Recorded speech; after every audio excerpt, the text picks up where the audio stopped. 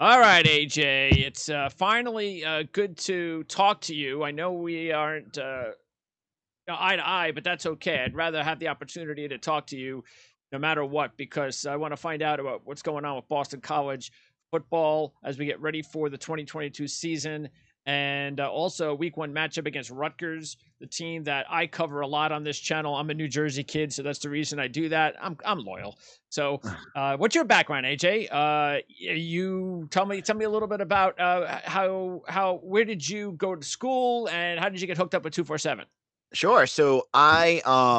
I went to Boston College. I was a season ticket holder for years before I started covering them for SB Nation's BC Interruption. I wrote about football for that site. Then for the last 3 years, I was covering BC for BC Bulletin, part of the Sports Illustrated network. And then this summer, about a month and a half ago, I took over as publisher at 247.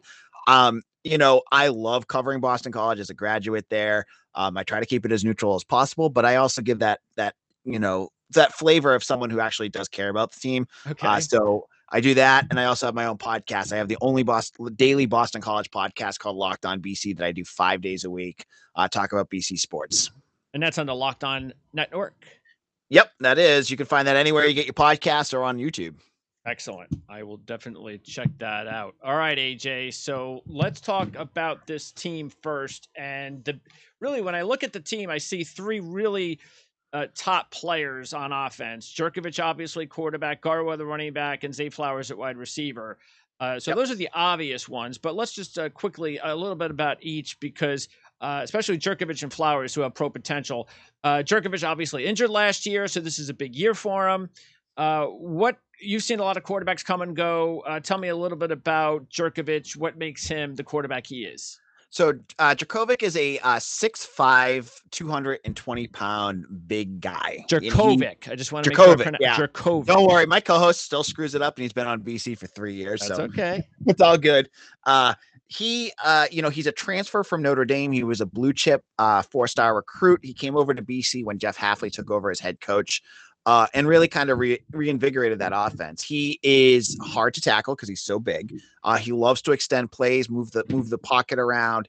We saw him be mobile when he was healthy last year at different points.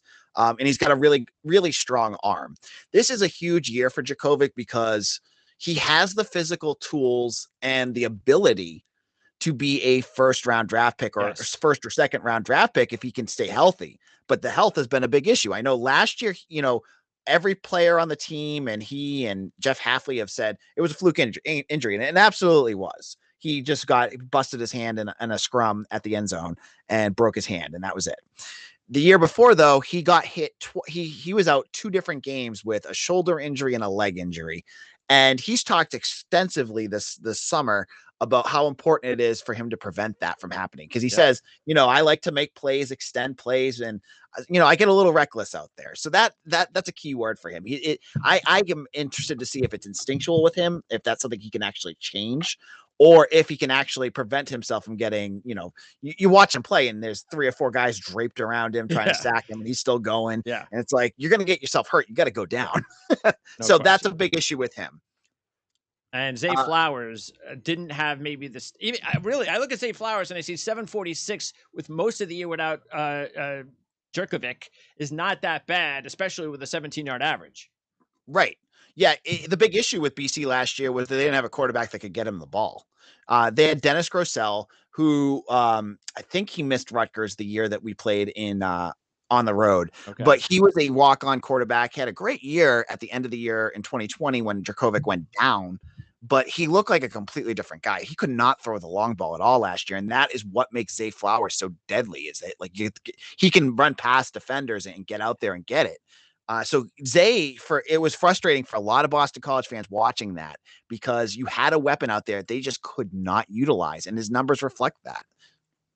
Yeah, and the matchup, which we'll get into a little bit later on, should be pretty good between Max Melton and Flowers. So, but Garwo, running back, talk a little bit about, because it seems like to me the running back position for Boston College it's like, all right, so it's like one guy takes over for about 2 or 3 years, and then another guy takes over, and they're always 1,000-yard rushers. So Yep. what's so different about Garwo compared to some of the others that have that has preceded him? It's so interesting because Jeff Hafley has changed his vision of what the running back position is going to be, but Pat Garwo is still like the epitome of what Steve Adazio had, like the big burly running backs that can break tackles. Because if you look at all the recruits that Hafley has got, they're like 5'11", 190 pounds, like scat backs that can catch the ball out of the flat. But then you got Pat Garwo, and he's taken over and he's doing what he needs to do out there. He is physical. He is he had a big year last year in terms it basically because BC couldn't throw the ball. He kept the offense moving at times. I'm really interested, two different things with him to see how his year kind of progresses. First of all, the offensive line is 5 new guys. That's going to be an issue in itself. See how that impacts how he runs the ball. But second of all, when defenses now will have to respect the pass as long as Jurkovec can stay healthy. Yes. And they didn't last year. They just stacked the box and he still ran for 1,000 yards. So I'm interested to see when they're they can't cheat and have safeties going into the box to stop him because they have to account for Zay Flowers, which they didn't have to last year because Dennis Grosel wasn't getting him the ball. It didn't matter. Yep. That's going to be a big difference there. So it could be a little of both, and maybe it just kind of evens out and washes out in the end. But he's an interesting back. It's funny too, because every year, I'm on year 3 of Locked On BC. I have a player that I eventually sleep on and don't give enough credit to. It was Josh DeBerry, who we can talk about the defensive end the first year. Last year was Pat Garwo, whose dad called me and was like, "Why are you dissing on my son? He's going to be a star." And I was like, okay, I don't see it, but whatever. Okay. And I was dead wrong. And I will own that fact. So who's the breakthrough this year? I already have it. It's Sheeta Salah, because I've already been tough on him. He's a New Jersey guy on the defensive line, and I've already been talking about him being benched. Watch, he's going to go out there and have double-digit sacks this year. I'm calling it now. Okay. And give me a player though on offense, a skill position player that we haven't talked about, because those are the obvious ones that could be a breakthrough player, somebody that's next on the list. So I would have said Jaylen Gill, who's another wide receiver, but he's hurt right now, and I'm not sure. We're not sure if he's going to play yet. I mean, I haven't gotten a straight answer from the head coach on whether he's going to be available. So I won't put him on that list. Okay. I will say that you're going to want to watch for the tight end George Takis, who's a transfer from Notre Dame.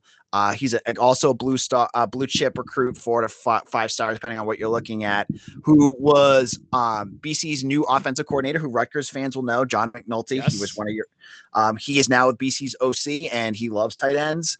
And BC doesn't have an established one that could do what Takis can do. So I know Jurkovec loves to get that outlet pass to his tight ends. He did it with Hunter Long 2 years ago and with Trey Berry last year. George Takis, the stats aren't going to show that he's a big pass catcher because he was behind Michael Meyer last year, who's an athletic freak for Notre Dame. Yes. But this year he's going to get that chance. And from everything I've heard from people I've talked to at Notre Dame, he has that potential. So it'll be interesting to see if he starts to become a pass catcher for the Eagles. Okay, good one. Yeah, because every time I think of Boston College, I think of offensive linemen. I think of those running backs every 2 or 3 years, and I think of tight ends. Yep. So, all right, now offensive line. This has got to be the biggest question on the team, because not only did they lose 4 starters from last year, including Lidstrom, who's a 4th-team All-American, Johnson, who's a first-round draft pick, Petrula, a 2nd-team All-American, also Vrabel, the left tackle. So it's 4 guys gone. Then their star Mahogany gets injured for the year. So it's 5 starters gone. How are they? It's only been a few weeks. So what do you think about the offensive line and how this is going to potentially hold them back or not? So a little added news. I don't know when you're going to go live with this. I was at practice yesterday, and there's the potential that BC's potential starting center is out right now too. Drew Kendall, who was a 4-star center, Pete Kendall's son.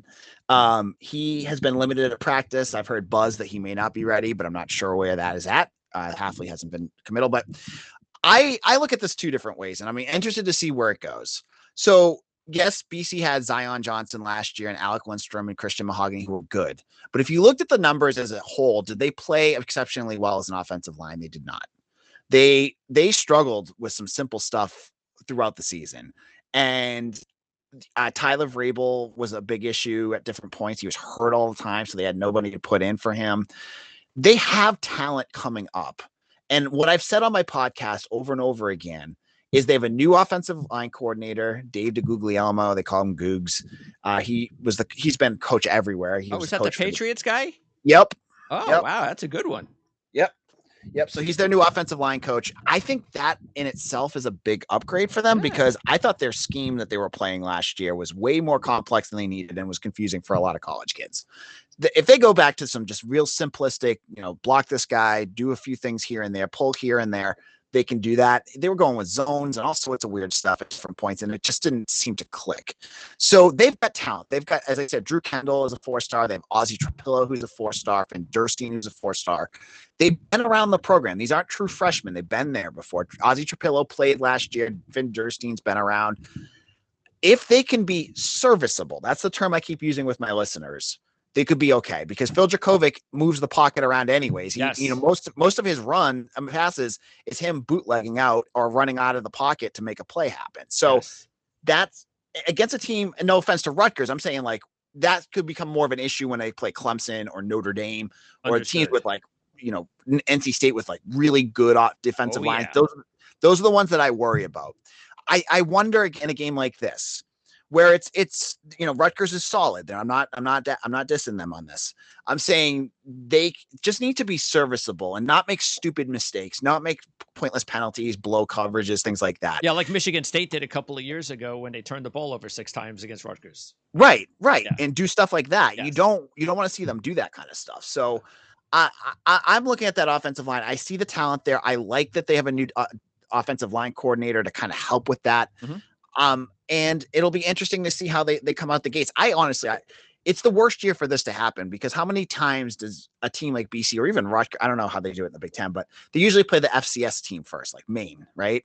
And like you can at least get the kinks out against an FCS team. But nope, they're going right for a Big Ten team in this one, and it's going to be trial by fire. They don't get Maine until like week 3, I think. And, you're right. I agree. That's the way I would schedule every year if I was a college head coach. Let that be my preseason game, basically. Right, exactly. Game. Yeah. Ease you in. Yes. Okay. So, by the way, is there an offensive lineman that you like above the rest that could be like that has the highest ceiling? Yeah. Ozzie Trapillo is the one you want to watch for. Okay. I was actually at his press conference yesterday, and I've been at many. This guy is freaking enormous. He's 6'8", like 320. And he comes from a family. His dad played at BC. He was a 4-star recruit. He played last year in limited spots when Vrabel was out. I think there was another offensive lineman on blanket. Maybe Petrula was hurt. Okay. He could play up and down that line. Very, very talented. He's a guy that a lot of scouts have watched and said if he develops the way they predict him to develop, he'll be the next big BC lineman like Chris Lindstrom or Zion Johnson. Excellent. All right. Now on defense, what does BC run? A 4-2-5? Yes. Okay. And does Hafley, is he really in control of the defense, or does he let his coordinator handle everything? It's kind of a mess. When you watch him at practice, he's all over the defense. And even he admits, he's like, I got to be more on the offense sometimes. He's like always all over like when I went a couple times last week, he was just with the defensive backs because that's what his bread and butter was at Ohio State. And, Lokaboo, though, you don't want to sleep on. He's a very good and talented coordinator. They put the 4-2-5 together for a few different reasons. First of all, Hafley, of course, as a defensive backs coach and coming from Ohio State in the NFL, he's able to recruit defensive backs at a level that many other positions they may struggle a little bit more at. Sure. So he's got some, CJ Burton's a name you're going to watch for. He's a 4-star that they flipped from Florida. And had offers from like Alabama, Ohio State, and he still wanted to BC. So, you get guys like him and you get more and more of these defensive backs. So might as well get the most talent out there. And it also, he's preaching speed. So, until he gets more of his linebackers into the mix, you want more of your defensive backs. So he goes a lot of his base packages are nickel. He's going to go nickel a lot. Okay. And you have safeties that can jump up. They've got a lot of speed on there. And that secondary is very, very talented. It was third or fourth in the country in pass yards allowed last year. Yes, because I was looking at the talent overall, and I was going, okay, a couple of guys, but for Yeah. them to be that good, that just shows you, like you said, that's Hafley's. That's where he concentrates the most. That's his expertise, Correct. really coming out. Okay, so you mentioned one of the linemen. Was that Salah, and Yep. then Valdez? Is he the top guy coming back? Yes, he's been around for about 35 years, it feels like. Yeah, I know that feeling. And he led the team with 5 sacks. And give me a name or two on the defensive front that we should keep an eye on that we may not know. Sure. So those are the two starting defensive ends as of now. Salah hasn't been able to stay healthy though, and he hasn't been consistent. So I'm curious to see if he stays on the field for a majority of snaps. He has a great Pro Football Focus grade when he's on the field, but because he's big and he's fast, he can do a lot of things. Okay. But there's a true freshman, another kid out of New Jersey, Donovan Azaraku. He's a redshirt freshman who played a bit last year. He bulked up a bit, but he's more of the Salah and Azaraku. Salah and Valdez are both Steve Adazio, the former head coach. Those are his style of defensive ends. They're a little bigger. Hafley's going for speed everywhere. So he's going for smaller edge rushers. And Donovan Azaraku fits that mold. He played offensive outside linebacker / defensive end in high school. He played a bunch of snaps last year, and I'm hearing great stuff about him out of camp. He may come in more, especially for Salah, if they're trying to get pressure on the quarterback. He's one name to watch. And then the second name to watch is in the defensive tackle position, and that's Chibuzi, and they call him Boozy Onwuka. He is a transfer from Buffalo. He came to BC in 2020, then tore his ACL last year, or no, Achilles last year. Okay. Missed the entire year. He's back. He's not I wouldn't say he's electric or explosive, but he's enough to cause a difference on that defensive line. He's small, and he's like a little bowling ball, and he can help collapse the pocket when the defensive ends aren't the most talented. Okay. So I'm interested to see how he will help, and Hafley's talked about it, help improve that defensive line and get more pressure on the quarterback. So Boozy and Donovan Azaraku are two names I'd watch for. Excellent. And then at linebacker, it's Cam Arnold and my namesake, Vinny DePalma? Yeah, it's going to be a mix of guys. Cam Arnold will play the mic. He'll be out there a lot. But Vinny DePalma is again another Jersey guy. Yeah, of course, and of course, right? Yeah, and I think he's from Pope John. I think. Okay, I don't know. Anyways, he's more he's an Adazio recruit. And you see the difference in speed between Adazio recruits and Hafley recruits, but he's smart and he's more of a field general. So they use him a lot for stuff to help the younger guys out. And he's good. He's not like anything special, but he'll do some stuff. Cam Arnold is a transitioned safety that they moved to linebacker, which Hafley's done at least 2 or 3 times now. He's got guys that recruited in as a safety that they move up to linebacker, which tells you what he wants for speed at that position. Yes, I know that. That sounds like what Chiano does. Right. Yeah. And they both worked together for years, so I'm sure That's it. They learned from each other, right? So Arnold last year, growing pains, but the potential's there. He seems much more confident this year than he was last year, knowing where he needs to be. He's someone to watch for. And Bryce Steele, a former 4-star safety who is now linebacker, is much more of the speed linebacker. If they go for 3 linebackers, I would expect that they would go, if they pull the nickel, they would go Arnold, DePalma, and Bryce Steele. Those 3 guys will be the ones that will be floating around a lot. Okay. And then we talked about the secondary. So Sebastian was the top guy. He was gone. And pretty much everybody else is back. So Woodbay is the big name, I believe, and DeBerry. Those are the 2 big names, correct? Correct. Yep. Well, Brandon Sebastian was solid. I wouldn't say, he had some good plays. He was not, against better wide receivers, he struggled at times. Okay. DeBerry's the one to watch for, because they're going to stick him probably on Taj Harris or whoever the best wide receiver is at the time for Rutgers, because he's all ACC this year, first team. Again, one of the guys I slept on. And they used him a lot in the slot and nickel last year, but I imagine they're going to just stick him around whoever the best wide receiver is on the field. He'll be someone to watch for. But Jaden Woodby is interesting because he's a 5-star recruit out of Florida State that transferred to BC 2 years ago. And he can play linebacker. He can play safety. He's a guy that'll just be up and down. They'll move him to the box if they need to. They'll move him out in the coverage. This is a big year for him because he has the physical tools to be an NFL safety. got, I'm excited to see what he does for a 40-yard run, 40-yard dash at the combine, because I think he's a guy that could open up some eyes. He made a big interception last year against Georgia Tech in the end zone to seal the win for BC. Like what he can do, and I think with more confidence and much more comfortable, but being much more comfortable in that defense, I think he could do a lot this year. And is there a name in the secondary we haven't heard of much that is the next guy? Yep. You're gonna watch at the safety position. Watch for Jason Matry. He missed he missed most of last year at the end of the year due to an injury. I think it was a leg injury.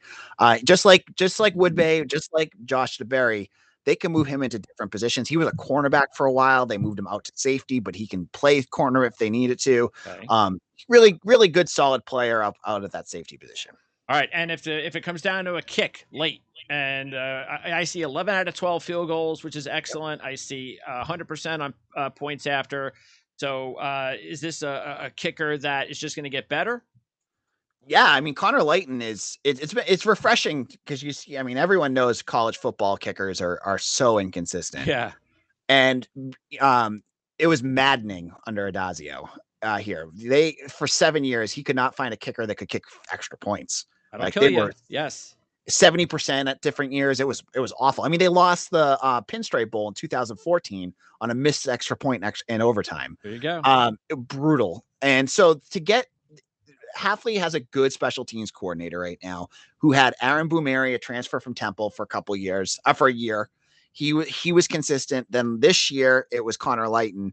Layton is back again. He was, it's all dependent on what kind of kicking service you read in terms of recruiting, but he was a 5-star kicker. But they read differently for that kind of stuff. But he's consistent. He kicked a 49-yard field goal, I think it was, against Missouri at halftime, and that was a big momentum swing for BC against an SEC opponent last year. So he's good. I like him. I think I'm interested to see how his range continues to improve. He's more of a short-term guy, but I like what he has been able to do for the Eagles. And what do you think, closing out, what do you think about this season? Because if you look at it, I believe all 7 starting quarterbacks return from the Atlantic. The Atlantic is obviously the tough division because you got Clemson, you mentioned NC State, and Wake Forest won the division last year, and I can go on and on. And you look at the schedule, it looks pretty good, but let's keep in mind, Boston College, 1-10 last 11 against Florida State.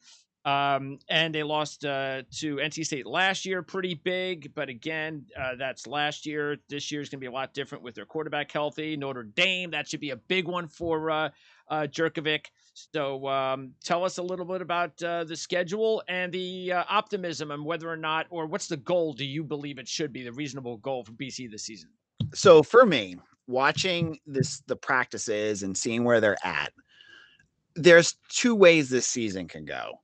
And the big question, you even brought it up, right? Like the offensive line. If that offensive line is a mess, then they're going to struggle. And I would worry about Jurkovec's health.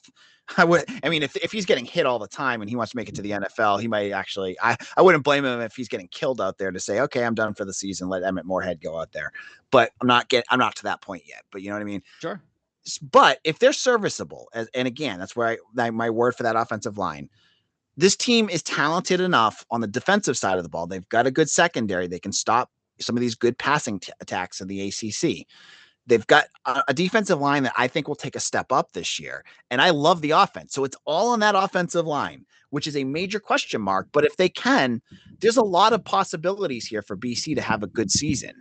And even to the point, and I was on a Clemson show, on a radio show in July, and they were going down the schedule with me, and they're like, yeah, you have a bunch of toss-up games, and then 2 games you're just not going to win, and that's Clemson and Notre Dame. I said, whoa. Hold on a second. BC lost to Clemson 2 years in a row in Death Valley by 6 points in both games. Yes. They're playing in Chestnut Hill this year on the red bandana game, which he didn't know, but that's okay, which is a big, big deal for Boston College. That's the Wells Crowther, who's a 9/11 hero who saved a whole bunch of guys. He was a BC graduate who perished in the towers. They wear special uniforms for that. That's a big game. They won their last top 25 game against USC with those jerseys on. They're doing that against Clemson this year. And to me, Notre Dame on the road is tough, and that defensive line, I worry about that game. But to me, I think there's a possibility BC could do some things this year, as long as that offensive line is serviceable. But that's a big question mark, and we'll have to wait to see what they can do. Okay, just quickly, the top recruit, is that Joseph Griffin, the 4-star wide receiver? Yeah, I would put him at number one. And I'm not sure if he'll play. He's been making a lot of noise at camp, but they've got another guy, Taj. They both kind of do the same thing. Taji Johnson, who's a 6'4", big guy for inside in the red zone and to get those big jump balls. I've been waiting for him. He's had awesome camps for I feel like 3 years now. And it's his turn to be the big guy. But Joseph Griffin, they're calling him like I talked to Zay Flowers, he's like an athletic freak and he can do things no one else on this team can do. They held off Ohio State and Notre Dame for this kid. And he wanted to come to BC. So he's someone I'm really excited to see what he can do. Top overall 2023 prospect coming out of BC for the draft. Who is?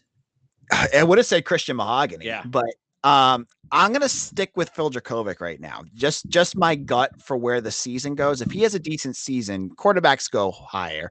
And people have been sleeping on him. I mean, I just saw ESPN had their top 100 and Zay Flowers was at 98. I'm going to go with Jurkovec because if he has a big year, they're going to fall in love with I agree. With his size and what absolutely. he can do. Yes. I mean, look what they're doing with the Kentucky kid already. I was like, wait a second, where's this kid come from? Oh, well, he's big. He's got a great arm. All right, but relax a little, will you, please? I mean, right, exactly. Yeah. Right. From a national perspective, they fall in love with, and Anthony Richardson at Florida. I haven't seen him do much either. Yeah. If Jurkovec gets that opportunity to be that guy, he's got the build. They refer to him a lot. He's a Pittsburgh kid, so they always compare him to Ben Roethlisberger. And, all right. I guess I don't know. That's nice. And then. But he's going to have to prove it, and staying healthy and having a big year is going to be paramount for him to rise. But that would be my pick. Okay. And then lastly, the handicapping tip. I usually ask to give me one, but I looked up one myself. Hafley is 8-7 against the spread with 5 outright wins as a dog. So does that kind of, and again, whether you're a gambler or a handicapper or not, does that kind of, you know what, when Boston College under Hafley, when they're the dog, they just seem to rise up a little bit more? Does that also mean that whenever they're a favorite, that's an issue? It's just been, you know what? It's year 3 for Hafley, and it's just so hard to read what he can and can't do because first year was COVID, and it was just weird. That's true. Yeah. And then last year they lose their starting quarterback, so everything that's just and a lot of folks my listeners blame him, and I'm like, who are you going to get that's going to be a backup quarterback in the transfer portal, knowing that you have no chance of starting behind Phil Jurkovec? Oh, they should have figured something out. I'm like, they had a guy that threw for 400 yards or 450 yards in the season finale. They thought he could do it, but there's a lot of question marks of what he can and can't do, and without an offensive line this year or a susceptible for offensive line, it's another question mark. But it's a put up or shut up year for him. He in 2020 he did a lot of playing up. I mean, they again lost. They were beating Clemson in Death Valley until the very last end of that game. They were right in it against UNC when Sam Howell was there. They beat Pittsburgh. They were in a lot of big games. That all kind of dissipated last year, but even those games, like even when Dennis Grosel was the quarterback last year, you look at the games and it was the defense hanging on while the offense sputtered around for a while. Yep. And then finally they just couldn't do it anymore. You know what I mean? Like they just it wears on you. Yeah. Basically, like they wore down. Like Sean Tucker ended up for Syracuse making a couple big plays late in the game. Malik Cunningham, the Louisville. But like you look at the halftime scores, it was either like BC like tied with them or right around, but that was without any offense. Now that they have an offense, it'll be interesting to see what they can do this season. So I'm laying off the bets for BC for a while. I see the spread of 7.5 for Rutgers, and I have no clue how to even approach that. Yeah. Well, I have a lot of respect for Hafley myself as an outsider. I happen to, and again, I'm not like anywhere near close to you as far as around the team all the time, but as an outsider, I believe they have the right guy. So I have a lot of confidence that he's going to be there for a while, and we'll see what happens if they do have the success and so forth. Lastly, the Rutgers game, I mentioned Melton and Flowers. That could be the biggest matchup in the game, don't you think? Because Rutgers is very high on Melton, and we know what Yep. Flowers can do. So if they stick Melton on Flowers, that's going to be a very exciting matchup. Yeah, it's going to be really interesting because you've seen Flowers beat up on really good defenses. I mean, he had some big catches in 2020 against Clemson and Notre Dame, and those teams had some great secondaries. So it'll be interesting to see against a good cornerback what he can do. And and as I've said before, if the focus is on Flowers, if they have to double up on him, what does that mean for the guys underneath? What does that mean for Jaden Williams or Jaylen Gill if he's healthy, or Joseph Griffin? What are they going to be able to see that might be advantageous for Jurkovec? It's anyone's guess. My guess is that they're going to rely a lot on guard. I think Rutgers had they're still having a little bit more of an issue, at least last year, in the run game. And the linebackers are just all new and young, most of them. So I would expect BC to rely a little bit more on the run game, and maybe even their quarterback, who, like you said, likes to run, unfortunately. So at times, so that's my that's what I'm thinking. And then lastly, what do you think when you look at Rutgers and what you've seen? I don't know if you had an opportunity yet to look at the matchups overall, but from your perspective, what do you see as far as Rutgers in this matchup? So I like, and I've been very high on him on my podcast. I love what Greg Schiano's doing down there. I think that Rutgers, just like you said with Halfley, Rutgers got the right guy again, bringing him back. Yes. And, he's doing a heck of a job on the recruiting trail and doing a nice job on the transfer portal. My biggest question mark for Rutgers is going to be the quarterback position. Absolutely. Do you, and I did an article, or actually an episode, where I was talking about from the BC perspective, what's a thing I'm concerned about, what's something I feel positive about this game, and a question I still have. And my biggest concern, I thought, just reading about that Gavin Wimsatt would be your starting quarterback, but I was told over and over again it's not going to be him. No, I don't think so. Which surprises me because he seems like a guy with, I know he's went 9 for 21 or something last year, but he's I know both are mobile quarterbacks, but he just seems like he has such a good upside, and he would give BC fits. He does, and he's much bigger now. It's amazing how much bigger he's gotten. But that's what happens when you go from a high school kid to a first-year college kid basically overnight, and you get into the weight room, and they did a tremendous job bulking him up because he was just like almost a toothpick last year. But look, no question, he is the mega talent regarding the two. Vedral is, in my opinion, I think Vedral is, I'd say bottom 90% of quarterbacks in FBS football. That's how bad he is as far as a passer. He doesn't turn the ball over. He's gutsy. He'll play through injury and all that stuff. And again, the not turning the ball over thing and being a leader, that's what Schiano wants early on in his development, and he's trying to get this team back going again. But Wimsatt seems to be at this point still a little bit too inconsistent and erratic. And if you throw him in there against a really good defense and on the road, it's probably asking a little too much this early in his career. So I think we all believe Vedral is going to start week 1. And at some point, they might try to slip in Wimsatt, in the first few weeks against some of the lesser competition. But I think we all expect Vedral to be a starter week 1, which is good for you. So that's an interesting one. And I think from my perspective, too, watching Rutgers defense and knowing they're getting better and that they have a good secondary, I think that's something I'm going to be watching for. And I think is a good challenge for both teams. Like, how is Rutgers going to be able to slow down BC? How, as you mentioned, how are they going to slow down Zay Flowers? But to me, like, that's a good matchup right there. Yeah. I think it's going to, it should be fun. Like, coaching staff knows each other, or at least the top dogs do. So I think that's intriguing. And this would be nice to have these two programs play each other a little bit more too. I think that would be nice. I know Schiano tries to avoid these types of games. I'm sure he didn't. I'm not sure. I don't think he scheduled this one. Maybe he did, but because he rarely schedules these types of matchups early, like you said. But I think it would be good for both programs. So it definitely wasn't him, because this was scheduled even before Chris Ash. I think this was a while ago. Yeah. Hopefully he'll be okay. Hopefully he'll warm to it. But if they lose and lose big, then maybe he won't. Do they play again next year? Is it a home and home? Do you know?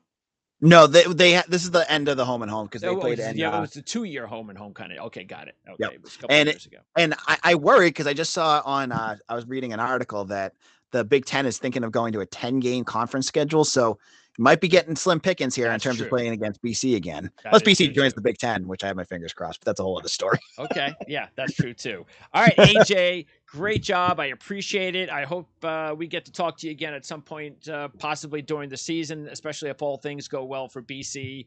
And we will be checking out again. I'll be making sure to let everybody know. Again, that's Locked On BC, and you said that's a daily podcast. Correct. Yep. You can follow me on Twitter at LockedOnBC. It's also on YouTube. And you can follow me on Twitter at AJBlack_BC to get any BC related news and updates and analysis you want. Thanks, AJ. All right. Thank you so much, Greg.